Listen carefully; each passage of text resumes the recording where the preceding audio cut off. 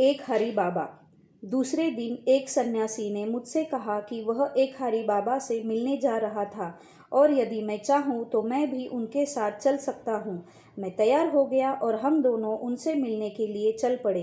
एक हरि बाबा का आश्रम गंगा नदी के किनारे किनारे ऊपर की ओर जाने वाली टेढ़ी मेढ़ी पगडंडी पर लगभग 1.5 किलोमीटर की दूरी पर स्थित था।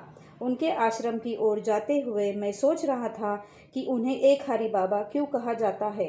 मेरी समझ से एक हरि का अर्थ या तो दिन में एक बार खाना या फिर एक ही प्रकार का खाद्य पदार्थ ग्रहण करता होगा। जब हम आश्रम पहुंचे तो देखा कि एक हरि पद्मासन में बैठे हुए थे। हमने उनका अभिवादन किया। वे विशालकाय किंतु स्वस्थ शरीर के मालिक थे। चमकीली आंखें और आध्यात्म की आभा से दमकता हुआ मुखमंडल। उनका आश्रम छोटा था किंतु खूब साफ सुथरा था। वहाँ बहुत सारे फल रखे हुए थे। उन्होंने हमें बैठने के लिए कहा। कुछ क्षणों के बाद उन्होंने हमें समझाना प्रारंभ किया। तुम्हारा मन एक समय में एक ही विषय के बारे में सोच सकता है। तुम अपने हाथ से एक समय में एक ही काम कर सकते हो।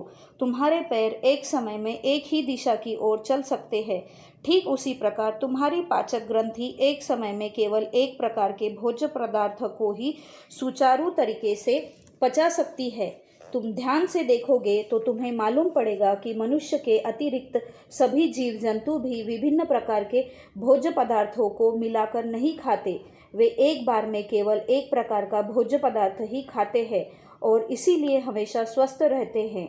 केवल मनुष्य ही ऐसा प्राणी है जो स्वादिष्ट भोजन की लालसा में विभिन्न प्रकार के भोज्य पदार्थों को एक साथ मिलाकर खाता है, जिसके कारण उसका पाचन बिगड़ जाता है और वह कई तरह की बीमारियों का शिकार हो जाता है।